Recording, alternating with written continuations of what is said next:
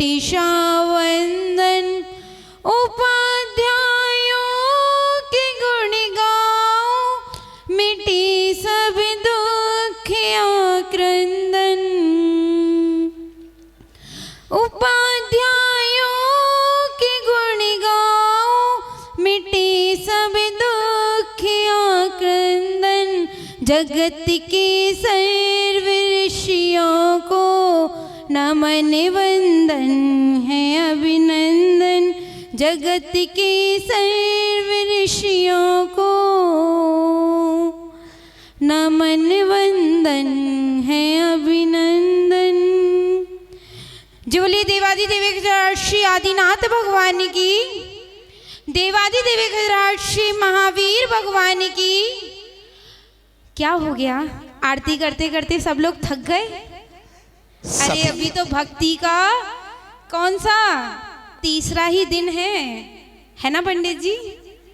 तो भक्ति में तो इतना मग्न हो जाना चाहिए कि दिन रात पता ही नहीं चलने चाहिए। और आप तो के तो पूरा दिन हो गया कह रहे हैं दीदी, पूरा दिन हो गया भक्ति करते करते।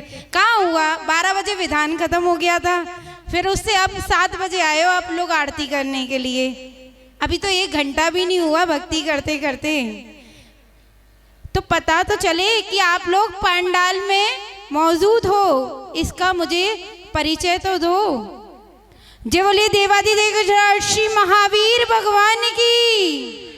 परम पूज्य गणाचार्य भगवान गुरु श्री विराग सागर जी महामुनि राज की। तरण विनम्र सागर गुरु, तारो हमें ऋषि। करुणा कर करुणा करो, कर सी दो आशीष, वहीं से दो आशीष। यही प्रार्थना वीर से, अनुनय से कर जोड़। पग पग पल पल बढ़ चलूं, मोक्ष महल की ओर, मोक्ष महल की ओर, मोक्ष महल की ओर। जो लिए भक्तांबर महोदय जी उच्चारणाचार्य भगवान गुरु श्री विनम्र सागर जी महामुनि राज की। विनम्र सागर जी महामुनि राज की, महामुनि राज की। बताओ कितना कष्ट हो रहा है हाथ उठाने में। सिद्ध कल्पद्रुम महामंडल विधान की। दान बिना नहीं पाता कोई सम्मान को, दान बिना नहीं पाता कोई ज्ञान को। त्याग बिना नहीं पाता कोई निर्वाण को, धर्म बिना नहीं पाता कोई कल्याण को। त्यागी की हर चर्या में ही धर्म झलकता है, त्यागी की हर चर्या में ही धर्म झलकता है। वर्तमान को वर्धमान की आवश्यकता है, वर्तमान को वर्धमान की आवश्यकता है। दान बिना नहीं पाता कोई सम्मान को, दान बिना नहीं पाता कोई ज्ञान को। त्याग बिना नहीं पाता कोई निर्वाण को, धर्म बिना नहीं पाता कोई कल्याण को। त्यागी की हर चर्या में ही धर्म झलकता है, त्यागी की हर चर्या में ही धर्म झलकता है। वर्तमान को वर्धमान की आवश्यकता है, वर्तमान को वर्धमान की आवश्यकता है। जब हमारे बीच में इतने बड़े बड़े आचार्य परमेष्ठी मुनिराज, इतने बड़े बड़े साधु विराजमान हो और हम इस भव्य समूहशरण यहाँ पे जो लगा हो 25 समूहशरण, कहाँ तो हम एक समूहशरण के भी दर्शन नहीं कर पाते। आज साक्षात ललितपुर में 25 समूहशरण, और उसमें भी हर एक ऐसा नज़ारा कहाँ देखने को मिलता है। बहुत ही सौभाग्य से हमें ऐसा, जाने कितने जन्मों के पुण्य को संचित किया होगा जो आज हमने ललितपुर में ऐसा नज़ारा देखने को हमें प्राप्त हुआ है। एक एक गंधकुटी और उस पे चतुर्मुखी भगवान की प्रतिमा विराजमान है। सच में हमारा कोई बहुत ही गहरा पुण्य होगा जो आज हम इस समूहशरण के बीच में बैठे हुए हैं। मैं तो यही भावना भारी हूँ, मेरा एक बहुत ही अच्छा पुण्य कर्म का उदय है जो आज मैं इस 25 समूहशरण विधान के बीच में बैठी हुई हूँ और चतुर्मुखी भगवान है और जिनके मैं दर्शन कर पा रही हूँ। इतने बड़े बड़े लोग यहाँ विराजमान हैं, आचार्य परमेष्ठी साधु, उनके बीच में कुछ बोलूँगी तो हंसी का ही पात्र बनूंगी। फिर भी पूज्य गुरुदेव की आज्ञा हुई और उनकी आज्ञा से आपके समक्ष प्रवचन नहीं, कुछ बोलने का प्रयास कर रही हूँ। जो पूज्य गुरुदेव ने मुझे सिखाया है, पढ़ाया है और समझाया है, वही आप सबके बीच में बताने जा रही हूँ। जो कुछ भी खराब लगे उसे मेरा समझ के भूल जाना, और जो अच्छा लगे वह पूज्य गुरुदेव का समझ के अपने पास रख लेना, और मुझे इस नादान को अपनी बेटी कर समझ के क्षमा कर देना, जो कुछ भी गलत लगे उसके लिए, और जो अच्छा लगे वह पूज्य गुरुदेव का आशीर्वाद समझकर अपने पास रख लीजिएगा और अपनी आत्मा का उससे कल्याण करने की कोशिश करना। तो आज हम क्या कह रहे थे कि ये 25 समूहशरण लगे, कैसा माहौल है, भक्ति में माहौल है। कितना सुंदर माहौल है कि भक्ति में खो जाओ तो दिन रात का पता नहीं चलता। भक्ति ऐसी ही होती है। भक्ति किसकी की जाती है? पूज्येषु गुणानुरागो भक्ति। पूज्य के गुणों का अनुराग करने को भक्ति कहा है। पूज्य कौन होते हैं? जिनकी हम पूजा करते हैं, वंदना करते हैं, वो पूज्य होते हैं। उनके गुणों में अनुराग करना ही भक्ति कहलाया जाता है। भक्ति वह सेतु है जो मुक्ति दिलाती है। भक्ति वह संगीत है, भक्ति वह संगीत है जो हमारे हृदय को झंकृत कर देती है। भक्ति हमें मुक्ति दिलाती है। मुझे याद आता है, भक्ति किसे कहते हैं? भक्ति क्या होती है? भक्ति जब भोजन में मिल जाती है तो प्रसाद बन जाती है। भक्ति जब भोजन में मिल जाती है तो प्रसाद बन जाती है। भक्ति जब सेवा में मिल जाती है तो धर्म बन जाती है। भक्ति जब पानी में मिल जाती है तो गंधोदक बन जाती है। भक्ति जब संगीत में मिल जाती है तो कीर्तन बन जाती है। भक्ति जब घर में मिल जाती है तो घर मंदिर बन जाता है। भक्ति जब भूख में मिल जाती है तो वो व्रत बन जाता है। भक्ति जब सफर में मिल जाती है तो वह तीर्थ यात्रा बन जाता है। भक्ति जब क्रिया में मिल जाती है तो वो सेवा बन जाती है, वही वृत्ति हो जाती है।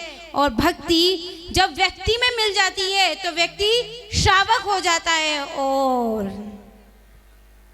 भक्ति जब आत्मा में मिल जाती है तो वे आत्मा परमात्मा हो जाती है। भक्ति जब आत्मा में मिल जाती है तो वे आत्मा परमात्मा बन जाती है। तो क्या होता है? भक्ति ऐसी होती है। भक्ति ऐसी ही भक्ति की जाती है। मुझे याद आता है एक दृष्टांत कि एक नारद जी थे वे ब्रह्मा जी के पास गए और उन्होंने ब्रह्मा जी के पास जाकर ब्रह्मा जी से एक प्रश्न किया कि हे ब्रह्मा जी, अब मुझे बताइए कि साधु के दर्शन से, भगवान की भक्ति से अनंत पापों का संचय कैसे हो जाता है।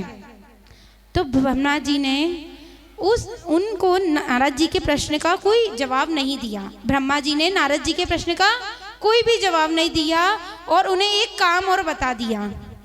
कहा कि पहले तुम इन 4 जगह पे जाओ, फिर लौट कर आना, मैं तुम्हारे प्रश्न का जवाब दूंगा। नारद जी बड़ी ही उसमें थे कि ब्रह्मा जी ने मेरे प्रश्न का जवाब क्यों नहीं दिया। तो जब ब्रह्मा जी ने उनसे कहा तो फिर नारद जी ने, अब उनकी आज्ञा का पालन तो करना ही पड़ेगा ब्रह्मा जी की। तो उन्होंने कहा ठीक है, आप बताइए मुझे क्या करना है। तो नारद जी ने कहा कि जाओ, तुम्हें नरक में जाना है और एक व्यक्ति है उसको दर्शन देने हैं। तो अब ब्रह्मा जी की आज्ञा थी तो वो माननी पड़ी।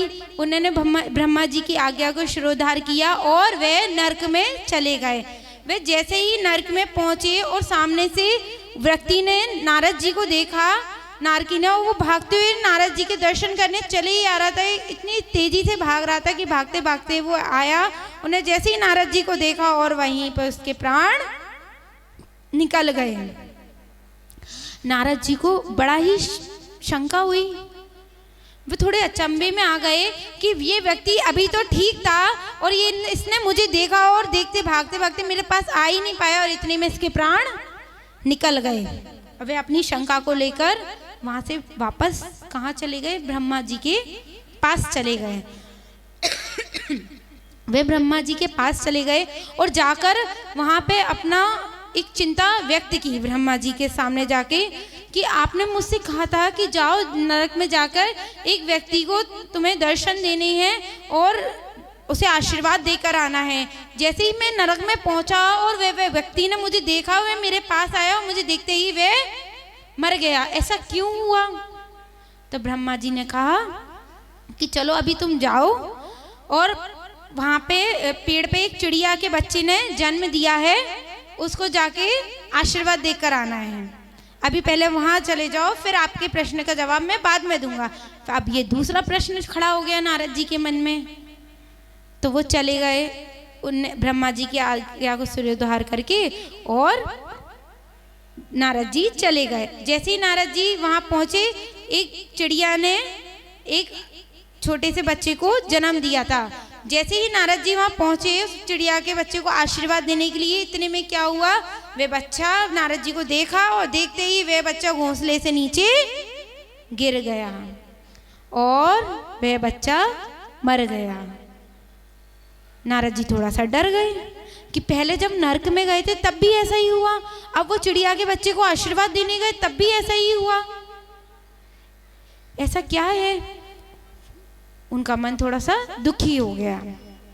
तो वे वापस से वहाँ से चले गए और वहाँ फिर से उनने वे ब्रह्मा जी के पास गए और ब्रह्मा जी के पास जाकर उनने फिर अपनी ये शंका व्यक्त की कि ऐसा फिर हुआ।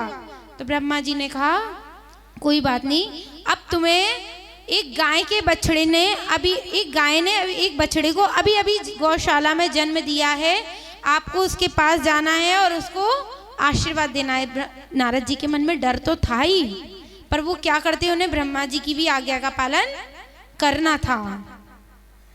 तो वे फिर से गए गौशाला में जहाँ गाय ने एक बछड़े को जन्म दिया। वो बछड़ा बहुत सुंदर था, बहुत प्यारा सा छोटा सा बछड़ा था, गाय ने तभी जन्म दिया था। जैसे ही ब्रह्मा जी वहाँ पहुँचे और उस बछड़े को आशीर्वाद देने उसके पास पहुँचे तो बछड़े ने ब्रह्मा जी को देखा, देखते ही वे बछड़ा मर गया। अब तो ब्रह्मा जी पूरे ही डर गए, ये क्या हुआ।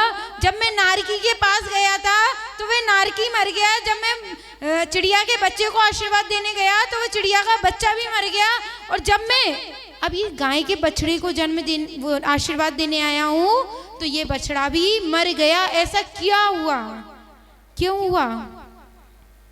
वे बहुत डरे हुए थे नारद जी, वह बहुत दुखी भी थे, डरे हुए भी थे कि ऐसा क्यों हो रहा है कि मैं जहाँ जा रहा हूँ वहाँ पर ऐसा ही हो रहा है। तब नारद जी वापस से ब्रह्मा जी के पास चले गए और जाके उन्होंने पूरा वृतांत ब्रह्मा जी को कह सुनाया।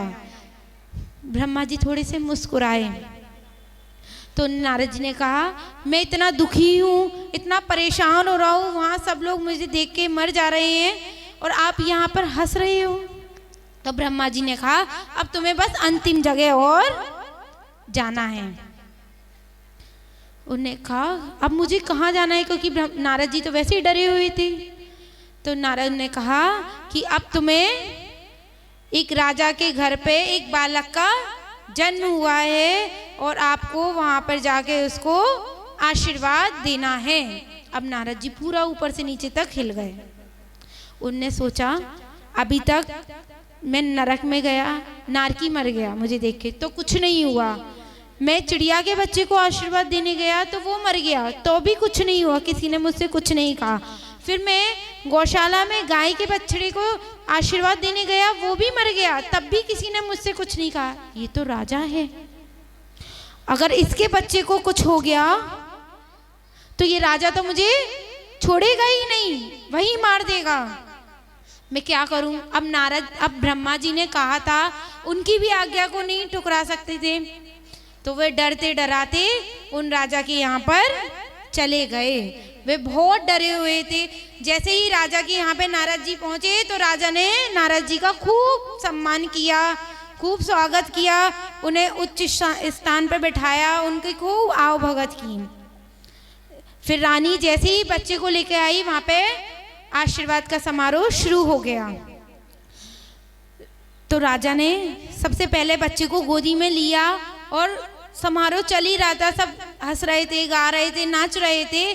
तो वो राजा उस बच्चे को लेकर नारद जी के पास पहुंचा। जैसे ही राजा बच्चे को लेकर नारद जी के पास पहुंचा और नारद जी बहुत तेज डर गए। उनका मन नहीं था कि वह उस बच्चे को हाथ में उठाए ले। अब राजा ने बोला कि नारद जी, सबसे पहले आशीर्वाद देने का अधिकारी आप ही हैं, इस सभा में आप ही सबसे सर्वश्रेष्ठ हैं, आप ही मेरे पुत्र को सबसे पहले आशीर्वाद देंगे, आप इसको अपनी गोदी में लीजिए। अब नारद जी बहुत डरे हुए थे, उनके हाथ कांप रहे थे उस बच्चे को।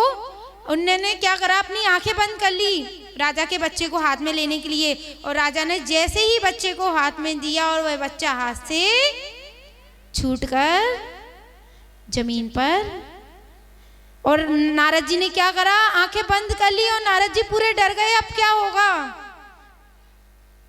अब राजा का बच्चा था, ये तो राजा का पुत्र था, ये मर गया तो अब राजा मुझे यहाँ से जाने नहीं देगा, वो तो मेरी मृत्यु कर ही देगा।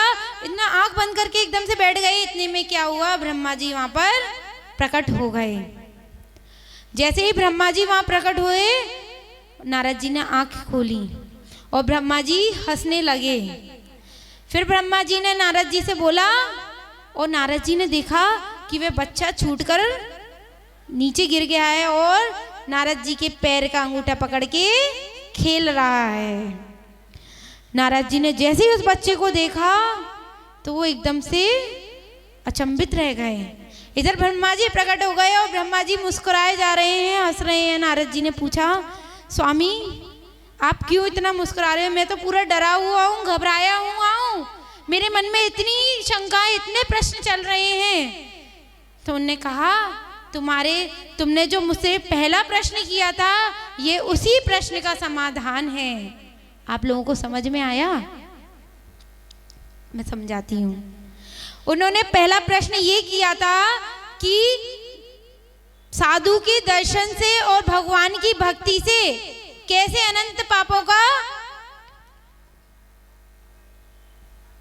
अनंत पाप कट जाते हैं, कैसे पुण्य का संचय होता है। यही प्रश्न किया था ना नारद जी ने सबसे पहले ब्रह्मा जी से। तो ब्रह्मा जी ने इसका उत्तर उन्हें किस प्रकार से दिया? उन्होंने पहले भेजा था उनको नरक में कि जाओ, नरक में एक व्यक्ति है जिसे तुम्हें आशीर्वाद देके आना है साधु के दर्शन से। तो वे नरक में गए, उनका दर्शन करते ही उसके पाप कट गए और वे वहीं पे मृत्यु हो गई और वे जब मृत्यु होके वे कहाँ पर अपने जन्म लिया, चिड़िया का बच्चा बना। फिर ब्रह्मा जी ने कहा था कि जाओ चिड़िया के बच्चे को, उसने अभी अभी जन्म लिया है, उसे जाके तुम्हें आशीर्वाद देना है। तो वे वापस से चिड़िया के बच्चे को आशीर्वाद देने गए साधु के दर्शन से। जैसे ही उनने चिड़िया के बच्चे ने दर्शन किए, वह जीव कौन था जो नरक में था, वही चिड़िया का बच्चा बना था। और उसको जैसे ही उनने दर्शन दिए, वह चिड़िया का बच्चा के पाप सारे समाप्त हो गए, वह मर गया और फिर वह गाय की बछड़ा बना। तो फिर ब्रह्मा जी ने कहा कि जाओ, तुम्हें वहां पे गौशाला में एक गाय ने बछड़े को जन्म दिया है, उस बछड़े को तुम्हें आशीर्वाद दे कर। जैसे ही उन्होंने आशीर्वाद दिया, उसके सारे पाप कट गए और वह गाय का बछड़ा, वह नारकी, वह चिड़िया का बच्चा अब कौन बना, मनुष्य पर्याय में जाकर एक राजा का पुत्र बना। तो ये होती है साधु के दर्शन की महिमा, ये होती है भगवान की भक्ति की महिमा। अभी भक्ति की तो बात चल रही थी कि भक्ति से क्या प्राप्त होता है। भक्ति से तो बहुत कुछ प्राप्त हो जाता है, अभी हमें बस इसका भान नहीं है। तो जैसे ही उन्हें साधु के दर्शन किए, तो पहले वो नरक में था, फिर वह त्रिंच पर्याय में आया, फिर त्रिंच पर्याय से अपने पाप भोगते भोगते वह साधु के दर्शन से उसके पाप जल्दी जल्दी कट गए और वह एक राजा के घर में जाकर पुत्र की प्राप्ति हो गई। राजा को वह एक पंचेंद्रिय जीव के रूप में राजा के घर में पुत्र बन के जन्म लिया उसने। तो ये किसका प्रभाव है, ये भक्ति का। साधु की भक्ति करने से, भगवान के गुणों की भक्ति करने से हमें क्या नहीं प्राप्त हो सकता, धन, ज्ञान। जरा पाने की चाहत में बहुत कुछ छूट जाता है, न जाने सब्र का धागा कहाँ पर छूट जाता है। कहीं किसको यहाँ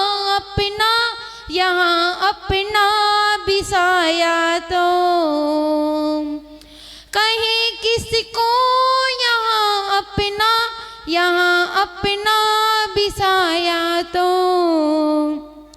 कहीं पर साथ देता है, कहीं पर छूट जाता है, कहीं पर साथ देता है, कहीं पर छूट जाता है। सब लोग जानते हैं भक्ति से क्या होता है, भगवान की भक्ति से क्या होता है, साधु की भक्ति से क्या होता है, पर जरा पाने की चाहत में बहुत कुछ छूट जाता है। अपने अंदर बहुत सारे विकल्प लगे हुए हैं, बहुत सारे विकल्प पैदा हैं, तो उनके चक्कर में हम वे भक्ति कर ही नहीं पाते। मंदिर में आ गए तो घर का विकल्प, घर में है तो बच्चों का विकल्प, और बच्चों के पास है तो पति का विकल्प, पति के पास है तो पड़ोसन का विकल्प। इतने विकल्प लगे हुए हैं, जरा पाने की चाहत में बहुत कुछ छूट जाता है, न जाने सब्र का धागा कहाँ पर छूट जाता है। थोड़ी सी चीज पाने के चक्कर में हम जो बड़ी चीज है उसको ही भूल जाते हैं, उसको ही प्राप्त करने की से पीछे हो जाते हैं। जो हमारा लक्ष्य था, हमने यहाँ पे क्यों जन्म लिया है, हम इसको ही भूल जाते हैं और किसमें, संसारिक क्रियाओं में फंस के कूप के मेंढक जैसे बन के रह जाते हैं। याद रखना, करोड़ों जन्मों के पुण्य से हमें एक बार मनुष्य पर्याय प्राप्त होती है, उसमें भी जैन कुल और उसमें भी संतों का समागम। बहुत ही पुण्य कहा, बहुत ही पुण्य की बात है जो एक साथ सब क्रियाएं मिल रही हैं और फिर भी हम उसमें कुछ नहीं कर पा रहे हैं। ये आपका सबसे बड़ा दुर्भाग्य है। देखो कैसे दुर्भाग्य है, इतना बड़ा ललितपुर है, 17 पीढ़ियों का चातुर्मास चल रहा है, पहली बार ही हो रहा होगा 17 पीढ़ियों का एक साथ चातुर्मास, मतलब इतने लॉन्ग टाइम बाद हुआ होगा, तो पहले हुआ होगा पर अभी नहीं।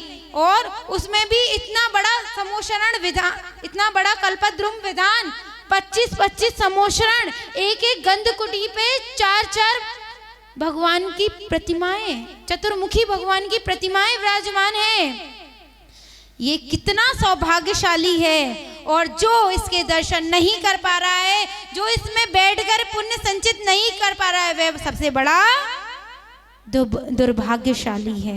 यही है, जरा पाने की चाहत में बहुत कुछ छूट जाता है। किसमें? घर के कामों के कारण, घर की क्रियाओं के कारण, और हम इतना बड़ा जो हमारा सौभाग्य था उसको देख ही नहीं पाया। यहाँ किस लिए आए थे? अपनी आत्मा का कल्याण करने। और सबसे पीछे नंबर पे क्या होगा? आत्मा का कल्याण। और सबसे आगे नंबर पे क्या होगा? किचन, रसोई घर, परिवार, बच्चे, पति, धन दौलत, रुपया पैसा, कपड़ा, मकान, सब फर्स्ट प्रायोरिटी है। और अपनी आत्मा का कल्याण करना सबसे अंतिम प्रायोरिटी है ना? ऐसा ही हो जाता है संसार में आकर, हम इस प्रकार से ऐसे ही फंस जाते हैं। मुझसे फंसने से मुझे एक दृष्टांत याद आ जाता है। एक बहुत बड़ा नगर था आपके ही जैसा, वहां पर हर 5 साल बाद राजा बनाया जाता था उस नगर का। और उस नगर में राजा किस प्रकार से बनाया जाता था? उस नगर में राजा सामान्य जनता में से बनाया जाता था। जैसे कि आप लोगों में से कह दिया जाए कि आपको अध्यक्ष, कोई भी अध्यक्ष मंत्री बन सकता है, ऐसे कह देंगे तो सब लोग स्टेज पर उठकर अभी आ जाएंगे। बिना वोट के, बिना चुनाव के कुछ नहीं करना, बस वहां पे यही था कि कोई भी सामान्य जनता में से राजा बन सकता है। वहां पे यही नियम था राजा बनने के लिए। ऐसा क्यों था? क्योंकि हर 5 साल बाद वहां राजा बदला जाता था। और जब उस राजा के 5 साल कार्यकारिणी के पूरे हो जाते थे तो उस राजा को नदी में फेंकवा दिया जाता था। अब आ गई ना सबके चेहरे पे मुस्कान। ये सुन के अब कौन बनेगा? नदी में फेंकने के डर से कौन बनेगा? अभी आपसे कह दिया जाए कि आपको अध्यक्ष मंत्री बनना है, पर आपका कार्यकाल पूरा होने के बाद आपको नदी में फेंक दिया जाएगा, कोई भी नहीं आएगा, सब घर में छुप जाएंगे डर के मारे। ऐसा ही उस नगर का नियम था कि जो भी राजा बनेगा 5 साल बाद उसको नदी में फेंकवा दिया जाएगा। वहां पे एक नदी थी, उस नदी में उसको फेंकवा दिया जाता था। तो इस डर के कारण वहां कोई भी राजा बनने के लिए तैयार नहीं होता था। खूब ढूंढा गया, कोई कैसे तैयार हो? सबको अपने प्राण प्रिय होते हैं, तो कोई भी वहां तैयार नहीं होता था। अब क्या हुआ? इतनी सब जनता के बीच में इतनी बड़ी समाज, और कोई भी राजा बनने को तैयार ही नहीं, क्योंकि सबको अपने प्राणों की चिंता थी। इतनी भीड़ में से एक व्यक्ति खड़ा हुआ, वो कहता है मैं राजा बनूंगा, बड़ा ही खुश।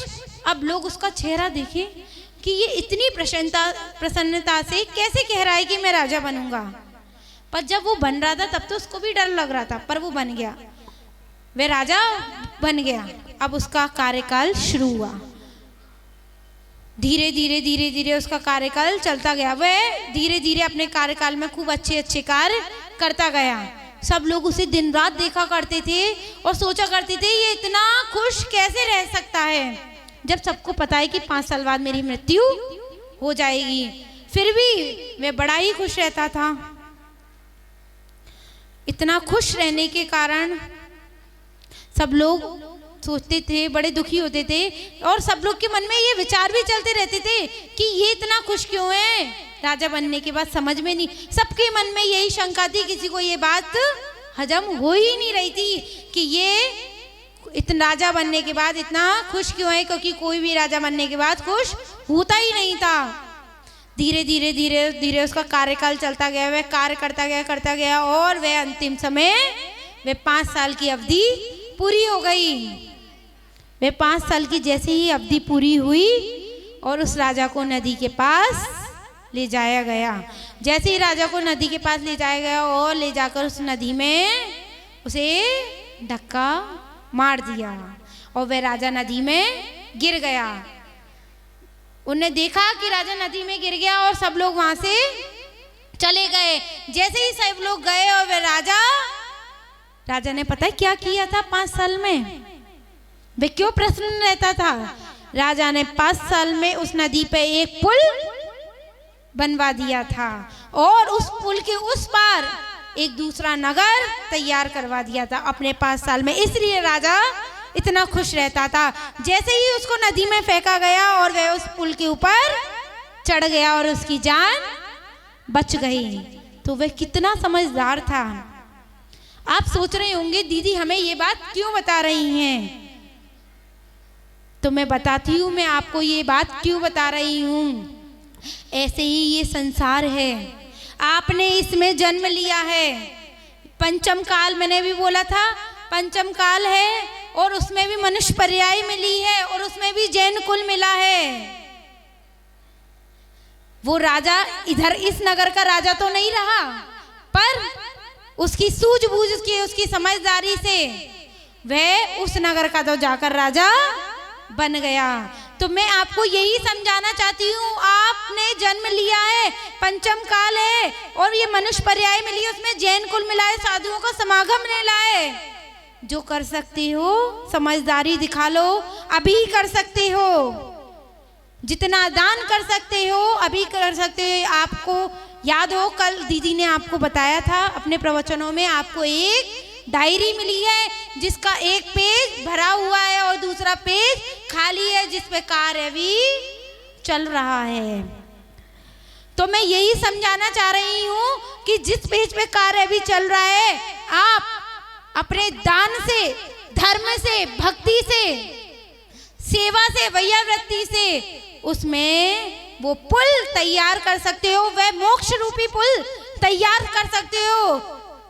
यहाँ के राजा नहीं तो वहां के जाके राजा तो बन ही जाओगे। यहाँ के राजा बनो या नहीं बन पाओ, यहाँ आप उस सिद्धत्व को प्राप्त कर पाओगे, उस अवस्था को प्राप्त कर पाओ कि नहीं कर पाओ, साधु बन पाओ कि नहीं कर पाओ। इतना पुण्य, इतना दान, इतना धर्म जरूर कर लेना कि वह मोक्ष रूपी पुल तैयार हो जाए और वह आप मोक्ष उस सिद्धत्व अवस्था को जाके उस महल के उस मोक्ष महल के जाके राजा बन सको। तो उस राजा ने यही तो समझदारी दिखाई थी, अपने कार्यकाल में एक पुल तैयार करवा लिया था और उस पुल के पार वो महल तैयार करवा लिया था। वो इस धर का राजा ना रहा तो क्या हुआ, पर वह वहां का जाकर राजा तो बन ही गया। मेरा आपसे बस यही कहना है कि आप भी इतनी समझदारी दिखाओ कि आप अभी तो कुछ नहीं कर पा रहे, पर मैं भी वो पुल तैयार कर लूं अपने इस कार्यकाल में, वह मोक्ष रूपी पुल, कि मैं भी जाकर उस मोक्ष महल का राजा बन सकूं। तो आपको आपके नगर में इतना बड़ा विधान हो रहा है, कल्पद्रुम महामंडल विधान, इसकी महिमा जब आप जानोगे, अभी जिनको नहीं पता है, जो इनसे विदित नहीं है इसकी महिमा से, तो वह दूर है। जो जानते हैं वो यहाँ पर आ जाते हैं, जो दूर है मतलब वो समझो अपना धर्म का एक बहुत बड़ा, समझो उनका दुर्भाग्य ही है, वो खो रहे हैं कि इतना 25 समोषण विधान हो रहा है और जिसमें आप पुण्य का संचय नहीं कर पा रहे हैं। यही भक्ति का परिणाम था, साधु के दर्शन का। आपके नगर में इतने सारे साधु हैं, इतना बड़ा विधान चल रहा है, ज्यादा से ज्यादा पुण्य का अर्जन कर सकते हो तो अभी कर लो, फिर पता नहीं समय रहा कि नहीं रहा। हमें ऐसा विधान देखने को मिला कि नहीं मिला। जानते हैं ललितपुर वाले बहुत पुण्यशाली हैं, बहुत पुण्यशाली हैं, तभी तो उन्हें हमेशा कुछ ना कुछ मिलते ही रहता है, कभी खाली नहीं जाते। बहुत पुण्य किया है, थोड़ा सा और कर लो, उस पुल को तैयार कर लो, वो मोक्ष महल भी प्राप्त हो जाएगा। बस भगवान की भक्ति में इतना तन्मय हो जाओ, इतना तन्मय हो जाओ कि भूल जाओ कि हम कहाँ पर हैं। ये सोचो कि हम सच में उन सच में वो भगवान के समो शरण में ही हैं और भक्ति कर रहे हैं। भक्ति करते करते मेरे प्राण छूटे, भक्ति करता मारा प्राण छूटे। प्रभु जी तारे ऐसा वर दीजिए, भक्ति करता मारा प्राण छूटे। प्रभु जी ऐसा वर दीजिए। बस मेरी क्या प्रार्थना है भगवान से कि इस भक्ति से मुझे ये उस सिद्धत्व की प्राप्ति हो, एक मोक्ष रूप की प्राप्ति हो। बस आप लोगों को यही बताना था। इन्हीं पुनीत भावनाओं के साथ जो बोले परम पूजा जय गुरुदेव एक श्री विनम्र सागर जी महामुनि राज जी की। आइए हम माँ चिन्वाणी इष्ट, इसीलिए सब मिल जपो मंत्र मानो।